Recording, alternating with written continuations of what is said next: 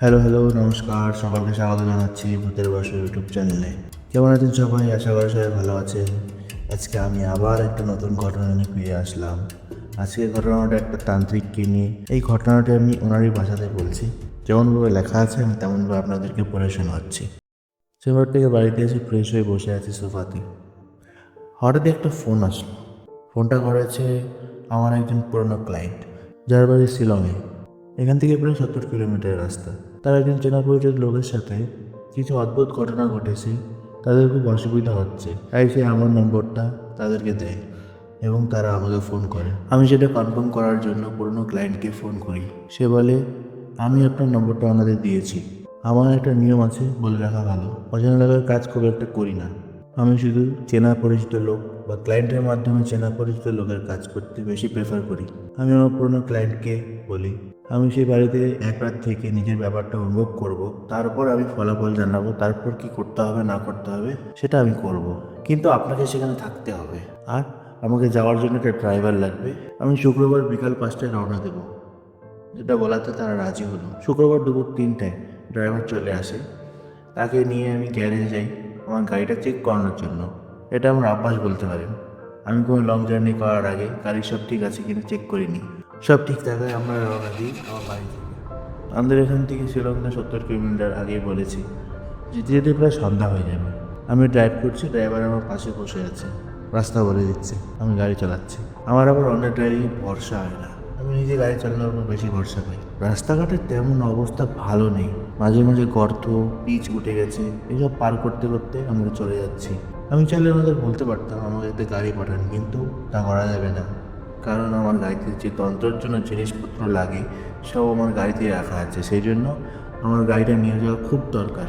ড্রাইভারের সাথে কথা বলতে বলতে চলে যাচ্ছি আমরা ক্লায়েন্টের বাড়ির দিকে। কিছু জার্নি করলে পরেই আমরা পৌঁছে যাব। কিছুটা দূর যাওয়ার পর হঠাৎই আমার গাড়িটার আওয়াজ করতে করতে বন্ধ হয়ে যায়। আমি ভাবলাম কী হলো, গাড়ি বন্ধ হয়ে গেল। আমার নিচে নামলাম গাড়িতে কী হলো দেখার জন্য। গাড়ির বনেট খুলে দেখে কিছু বুঝতে পারলাম না। সন্ধ্যা 7টার উপর বেজে গেছে।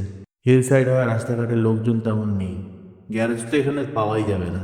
ড্রাইভার বললো, আপনি এখানে থাকেন, আমি একটু দেখে আসি ওইদিকে সাহায্য পাই কিনা, কোনো চেনা পরিচিত লোক বা কোনো গাড়ি পাই কিনা আমাদের লিফট দেওয়ার জন্য। আমি তার কথা মতো সেখানেই বসে দাঁড়িয়ে থাকলাম। 10 মিনিট পর সে আমার সামনে হাঁটতে হাঁটতে আসলো, আমাকে বলল, কোনো কিছু দেখতে পেলাম না স্যার, চলেন আমরা হেঁটেই যাই। আমি বললাম, হেঁটে? কতটা দূর এখান থেকে? সে বললো, 15 মিনিট হাঁটলেই আমরা পৌঁছে যাব। তার কথা মতো আমি ব্যাগের মধ্যে কিছু জিনিসপত্র ভরে আর বাদ বাকি জিনিস গাড়ির মধ্যে রেখে হাঁটা শুরু করলাম। কিন্তু গাড়িটা ফাঁকা রাস্তা ছেড়ে যেতে ইচ্ছে করছিল না। যতই হোক নিজের জিনিসের মায়া তো হবেই। ওকে পাথর চেপে কোনো মতো ড্রাইভারের সাথে হাঁটা শুরু করলাম। হেঁটে যাচ্ছি কিন্তু রাস্তা শেষ হচ্ছে না। আমি বলছি, কি ব্যাপার, তুমি না বললে 15 মিনিট লাগবে? 30 মিনিট হয়ে গেল, এখনো পৌঁছালাম না, আর কতটা হাঁটতে হবে? সে বলল, এই তো চলে এসেছি, আর কিছুটা দূর। কিছুটা হাঁটার পর অবশেষে আমরা পৌঁছে গেলাম ক্লায়েন্টের বাড়ির দরজায়। নক করার পর বাইরে বেরিয়ে আসলো তাদের ফ্যামিলি। তারা আমাকে দেখে অবাক হয়ে গেল। তারা বলল, আপনি আমাদের বাড়ি চিনলেন কি করে? আমি বললাম, কেন, আপনি না ড্রাইভার পাঠিয়েছেন? তারা বলল, কই ড্রাইভার? আমি পিছনে ফিরে বললাম, এই তো ড্রাইভার। কিন্তু পিছে ফিরে দেখি আমার পিছনে কেউ নেই। আমি বললাম, কই গেল? এখনই তো আমাকে নিয়ে আসলো। কই গেল বলতে বলতেই গাড়ির আওয়াজ আসলো আমার কানে। একটা গাড়ি ঢুকলো ক্লায়েন্টের বাড়িতে। গাড়ি থেকে নামলো তাদের পাঠানো ড্রাইভার। সে আমাকে দেখে বললো, আপনি এখানে কী করে আসলেন একা একা? আমি বললাম, মানে কি, তুমি তো আমাকে নিয়ে আসলা। তখন ড্রাইভার আমাকে বলে, আমি তো গাড়িতেই বসেছিলাম, আপনি নামলেন, নেমে ব্যাগ নিয়ে বার হয়ে গেলেন। আমি বললাম, কোথায় যাচ্ছেন, দাঁড়ান দাঁড়ান। অবশেষে আমি গাড়িতেই বসে রইলাম, আপনি তো চলেই গেলেন। আমি ভাবলাম আপনি হয়তো গ্যারেজ খোঁজার জন্য যাচ্ছেন। আমি কিছুক্ষণ দেখার পর আপনি যখন আসছেন না দেখলাম, তারপরে আমি গাড়ি স্টার্ট দিই, দেখি গাড়িটা স্টার্ট হয়ে যায়। তারপরে আমি আপনাকে কত জায়গায় খুঁজলাম কিন্তু কোথাও পেলাম না। অবশেষে আপনাকে না পেয়ে আমি খবর দেওয়ার জন্য বাড়িতে আসলাম। আপনাকে এখান থেকে তো আমি তো অবাক, আপনি রাস্তা চিনলেন কি করে? তার কথা শুনে আমার একটু ভয় লাগলো। যতই হোক, যতই আমি তান্ত্রিক হই না কেন, আমিও তো মানুষ, আমারও তো ভয় লাগে। সে যদি আমার সাথে না আসে তাহলে আমাকে কে এতটা দূর নিয়ে আসলো ক্লায়েন্টের বাড়িতে? তখন আমার ক্লায়েন্ট বললো, ছাড়েন এসব, ভিতরে আসেন। আমি তার কথা মতন ভিতরে ঢুকলাম, গিয়ে সোফায় বসলাম, তাদের সাথে কথা বলছি।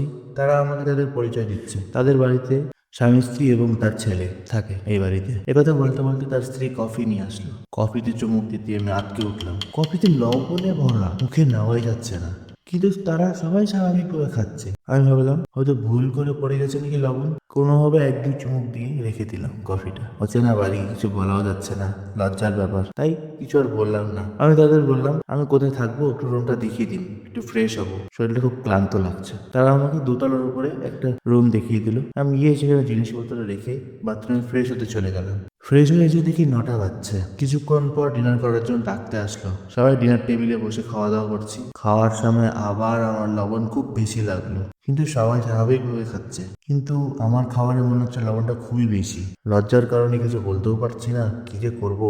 কোনোভাবে অল্প খেয়ে রুমের মধ্যে চলে আসলাম। কিছুক্ষণ পর স্নান করতে চলে গেলাম। স্নান সেরে গুরু মন্ত্র জপ করতে শুরু করলাম। এটা আমার নিয়ম বলতে পারেন। খাওয়া দাওয়ার পর আমি স্নান সেরে মন্ত্র জপ করা শুরু করি। আমি জপ করতে বসেছি, হঠাৎ আমি আওয়াজ পাচ্ছি পাশের ঘর থেকে একটা বাচ্চা কান্না করছে এবং হাসিরও আওয়াজ পাচ্ছি। ধ্যানটা হঠাৎ ভঙ্গ হয়ে গেল আমার। অবশেষে আমি উঠে পড়ি দেখার জন্য আওয়াজটা কোথার থেকে আসছে, কিন্তু বাইরে গিয়ে দেখি কোনো আওয়াজ নেই। ব্যাপারটা আমার খুব অদ্ভুত লাগলো।